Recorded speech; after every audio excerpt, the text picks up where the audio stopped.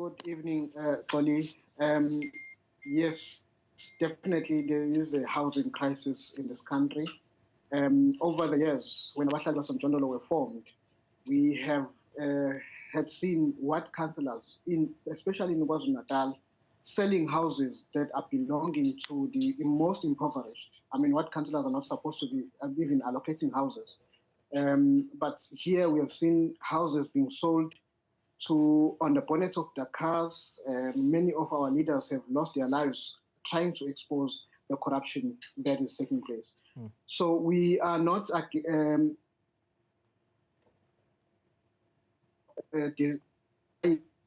houses have been built, but the houses that have been built have not been allocated to the rightful owners of the beneficiaries, and therefore houses have been sold by what councillors through corruption. But the other issue that we have and a challenge that I want the minister to respond to is when informal settlements are built by people who are a form of and the department over the years has relocated people in the peripheries in very fear where there is no opportunities for people, and people struggle to actually get economic opportunities. So that happens as a result of a government that is detached on the ground, a government that does not engage with the people, because people who are living in informal settlement are taken as people who cannot think, people who have to hire people who are consultant, who don't live in informal settlement, who don't understand informal settlement, to actually think on behalf of the people, because people who are poor, who are coming from informal settlement, are regarded as people who cannot actually have their own development created around them. Yeah. Nick, I see you nodding furiously there, almost in agreement with Mr. Mohapi. Let's find out from you the figures that I've read out here. Government saying that they've built about 2.7 million low-cost houses in the last 15 years, but there still is that backlog of 2 million. Are those figures correct to your mind? So, I mean, I think actually the backlog, the official backlog, is closer to 2.5 million households, but there are many more households who aren't officially registered who still live in inadequate housing. Similarly, you know, and I think this is to the state's credit, they've provided more than 3 million RDP or BNG homes.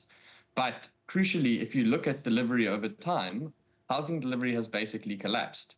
So in the late 90s, 98, 99, the government built 235,000 RDP homes, whereas last year they managed just 33,000. So in 2022-23, we built 7 times less RDP or BNG homes than we did in the late 90s.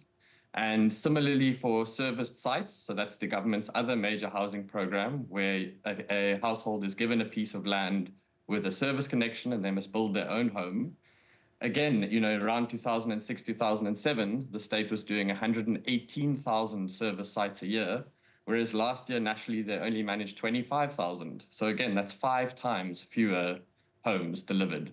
So while, you know, there should be some appreciation of the fact that, you know, the state has, made some achievements in providing housing, notwithstanding, of course, many critiques about the location and the quality of that housing. Really, housing delivery has collapsed spectacularly since sort of 2008, 2009. It's been on a downward trend. And right now, you know, we're delivering an absolute fraction of what used to be delivered in the past. So I think that manifests in many different ways. You know, in 1994, we had 300 informal settlements across South Africa. Now we have 3,300 informal settlements. So I think our housing crisis is getting worse. The vast majority of people cannot get assistance either through the state or the private sector. So they're essentially forced to either occupy land or live in an established informal settlement, which then, you know, often comes with years and years of struggle to access basic services, to access tenure security, and to access dignity. So, you know, I extend my complete solidarity to Thapelo and the members of Abahlali, Basemjondolo, who've had to really, really fight for what are basic rights and who've paid dearly, dearly in the process. Yeah, and we're going to talk about the targeting of Abahlali Basemjondolo in a moment. Minister, let's come to you. And before you give us your sense here. I just want to make sure that we've got the numbers correctly. If I have read the manifesto of the governing party, the government seems to suggest that there is in excess of 4 million houses that have been built by this government since 1994 for poor people. Is that indeed the correct assumption?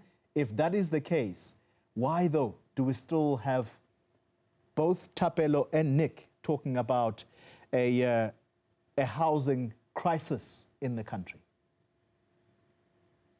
Good evening, Toli. Good evening to your viewers at home and the two panelists. I think the first issue is to understand that, yes, we have built more than 4 million houses. It's actually around 4.8 million houses in the country. 1.9 of those are women or household led by women in the country. Quite a tremendous achievement, while we acknowledge that more has to be done. If you look at population growth, it will tell you that as you build, as you respond, you've had a tremendous increase in terms of population. So that's another issue. Go to the stats and you see in terms of population growth, but as well in terms of formal structures. Remember, the responsibility of government is both to provide for the houses directly, like what we do with BNG, but to create conducive environment to be able to provide shelter for people.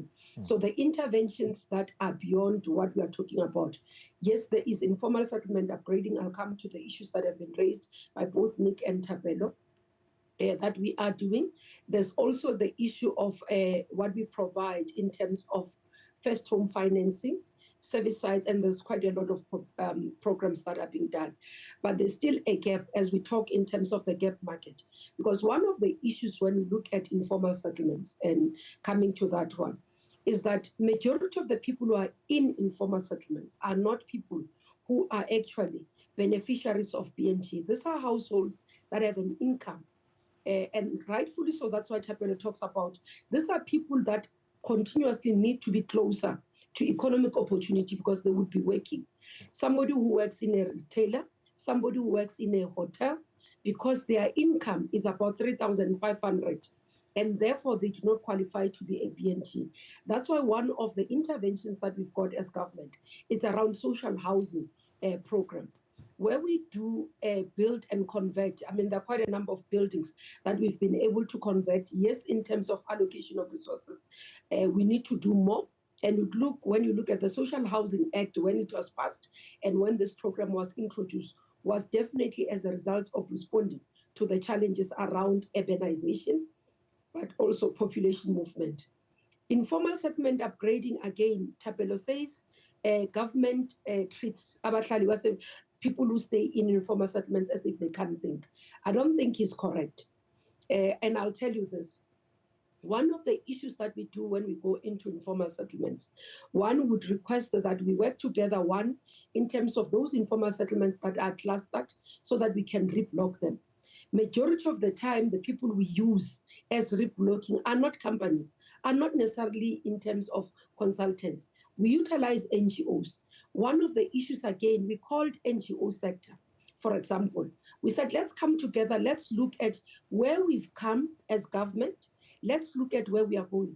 The summit that focused on NGO, which some of them boycotted, by the way, was meant to say, are we still on the right track in the manner that we do? One of the areas that we came out of that summit, which is currently now going to be implemented in this financial year, is around the allocation in terms of NGOs to be given about 10% in terms of our overall HSDG and our grants, so that we can be able to say within that population we are able to deal with that. So there are quite a number of issues that they've raised. I would want to respond again. Yeah, you want to stop me, but because they are raised to me as minister and government, so would need to respond to both of them. Hopefully you can give me an opportunity to come back, because we want to contextualize what we are doing, where we come from, and where we are going. Yeah. And that's why the issue, for example, you'd see, if you talk to FedUp as an NGO, we work with them. When I arrived, for example, in the portfolio, they'd been doing work and they were not paid. Last week, we were recognizing Umampet, who is one of the beneficiaries of Order of Bao, who's been doing tremendous work with women in building in communities. We've agreed that this work is what we need to do. How do we balance between the quality of work that is requested by the regulator, support them, but be able to participate as people's housing program in there? So there's that balance. What Thapelo says that we come in, we utilize people who do not know about informal settlements to build in the informal settlement is absolutely not correct.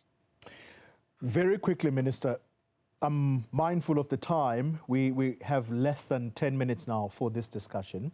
Very quickly, can you answer the question around why it is that councillors, municipal councillors, are allowed to run roughshod, selling these houses that ought to be allocated to a specific individual who the government would obviously have their database? How do these houses end up being sold to someone else simply because that person may have money to buy that house?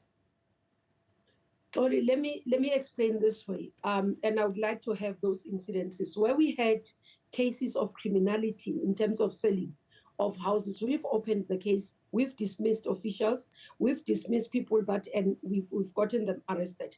There are two things that relate to selling of RDP houses.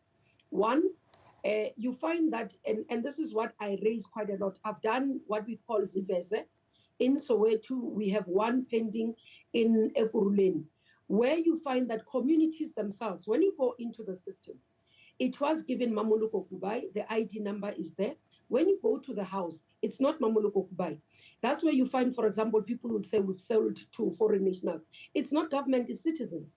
And that's why we've been doing consumer education a lot, to educate our people that the value of these RDPs that we give with water, electricity, and sanitation are almost around 250, between 250 and 3,500, 350, because of the area where they are.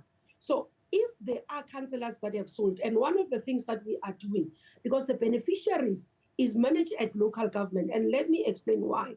Because you are understanding that the councillor is within the residing. You don't want communities looking for Minister Kubayi to register for a house. You are saying municipality, through the councillor, because they do IDPs, they do public meetings, communities, they will know that these are the communities that need houses. Then they take them, they register within the system. Okay. And then the next register, they say, this are the people that need houses, and then they get approved. So that's the role of the councillors and the role of local government in management of beneficiaries, because they would know the people at that level for being able to interact with them. And then we at national then will approve. All right. We're going to take a break so that I can allow my two other guests to come in. So let's take a break and we'll pick up on the discussion in a moment. You're watching News at Prime, and you find us in a discussion about the housing crisis in the country. With me for this discussion is the Human Settlements Minister Mmamoloko Kubayi, Abahlali Basemjondolo's Thapelo Mohapi, and Nick Budlender. He is with the organization Ndifuna Ukwazi. Let's come to you, Thapelo. The minister says two critical issues here. Number one, it is that the NGO sector, government wants to engage you. There was a summit recently, but some of you boycotted that. I'd love to know whether Abahlali were part of that. But second of all, she makes the statement that it is beneficiaries themselves who are selling the houses that are given to them by the state, and these houses are sold to not just people perhaps who have the means, but also to foreign nationals. How do you respond to that? Thank you very much once again, Collie. One of the things that I've mentioned is that we have a government that is detached on the realities on the ground. Let me first deal with residents who are beneficiaries who have received RDP houses and they sell them. So I build a house. I live in the informal settlement in Kennedy Road, where there is access to economy. And I'm there to actually work or even have opportunity to find work. And you relocate me to Konobia, which is very far in the outskirts of the city. And I come back to live in the shack because one of the reasons why I live there is because there's access to transport. Now you relocate me 50 kilometers away from the city, and I now have to travel twice to work, taking taxis and so forth. And this happens because the government does not meaningfully engage with the people on the ground. And then the government comes and blames people and says that the people are not appreciating the development that is taking place, when in fact the development was imposed on the people and the people are not engaged. And then you have an architecture who does not know and understand and plan the actual development of the people. And that's what is happening, is that it's not because people don't need the house, but if you are saying people are ungrateful when they have to come back to the shack, when you don't understand the situation for the fact that they are there for economic benefits and to be closer to the places where people are. So that's why you would find people selling these RDP houses and coming back to informal settlement, is because government has not, in fact, engaged with the people in the first place and understand why people are actually living in these informal settlements. And when you impose development into the people, and then of course people would come back to where there are better opportunities. Yeah. And then of course, some people are not living in the informal settlement because they work in these areas, but because merely there are opportunities for them to find employment. All right. Claudia, I want to say this, Claudia, yes. that we, in fact, in the assassinations of some of our members, Nkululeko Gwala and Thulen Ndlovu, the ward councillors that were arrested in the matter of Thulen Ndlovu were actually where Thulen Ndlovu was exposing the corruption, where councillors were allocating and selling houses on bonnet of the cars. Of course, they were being sentenced as a result of her murder, but the fact that why was she killed was not even investigated to find out why councillors were allocating houses that were meant for the poor on top of bonnet of their cars, selling them to some people who want to bridge the gap or wanting to, in fact, not wanting to go to banks and that process because they were not qualifying for RDPs and wanting to buy through the councillors. All right. Let's move on to Nick then. Nick, if you answer quickly enough, we may be able to go back to the minister on the protection of people like Abahlali Basemjondolo, because it absolutely is just unfair what is happening to them. The minister points out population growth, or what they would say in government is in-migration. That is the major problem that lends people living in informal settlements. How do you solve that? Thanks, Molly. I mean, I think population growth is a major challenge and it is a major factor. But like I said earlier, as the population has grown, housing delivery has declined. So it's no surprise that we're seeing more informality, more people forced into informal settlements. I just want to pick up on a point both that the minister raised around social housing and that Thapelo raised around location. Yeah. Because our housing crisis is not only about the number of homes, but it's about where people live. You know, the legacy of spatial apartheid is still writ large across South African cities and heavily limits people's ability to achieve any upward mobility and live a decent life. There's only one government housing program that targets well-located areas, that targets desegregation, and that targets former whites-only areas, and that's social housing, which is rental housing for low to middle-income households. The social housing only receives 2.9% of the department's budget, which is about 860 million rand. To put that in perspective, government is spending 500 million rand refurbishing the homes of parliamentarians, and 5.5 billion rand was fruitless and wasteful expenditure last year. So we have this real funding crisis in social housing that has caused a great bottleneck of projects, because the organization I work for and many others for many years have been working in municipalities across the country trying to convince them that social housing is a good investment, it's a good use of public land. Finally, the system is kind of up and running and there's this real municipal and sectoral capacity, Yeah. but there's this huge funding crunch and this huge bottleneck. So whenever politicians speak about spatial integration and redressing spatial apartheid, to me, it seems odd that the budget just doesn't match up with that at all. And actually, there are dozens and dozens of projects across South Africa which would house thousands and thousands of people that are blocked because of a funding shortfall. Sure. While at the same time, various human settlements entities at provincial, municipal, and national levels often have to send money back into the fiscus. So, I think really it's a serious issue. If we do want to see integration, and if we do want to see cities that are functional and fair and sustainable, then government resources are going to have to go into building housing in better areas. Yeah. Currently, the only program that's actually focused on doing that is massively underfunded and has a funding crisis to the point that it actually threatens the long-term sustainability of the social housing sector. So All right. I think, questions of location are absolutely crucial. And exactly as Thapelo says, they really inform what people do. Because why would you live in an area if you can't access a job, if you can't access a decent school, if you can't access all these other sort of services and goods that people need to live a decent life? So I think that's a really important point, that the policy pronouncements and the press statements and all of that doesn't actually match up with the funding reality within the department. And of course, there have been some budget cuts to the department, but the money could be spent a lot better.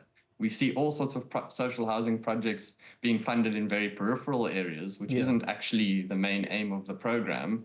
Meanwhile, projects right in the inner city of Cape Town, for instance, are stuck because there isn't money forthcoming. So I think we really need to grapple with these type of realities and acknowledge them. They can't be hidden from, much like the fact that some corruption within the human settlement sector, exactly as Thapelo has described, must be dealt with and acknowledged. We can't hide from that. These are facts, and there are many documented cases. All right. Minister, unfortunately, I'm completely out of time. I'm going to have to invite you back if you so agree, because these are a lot of issues that ideally you would have had to respond to. But for tonight, we're going to have to end the conversation there.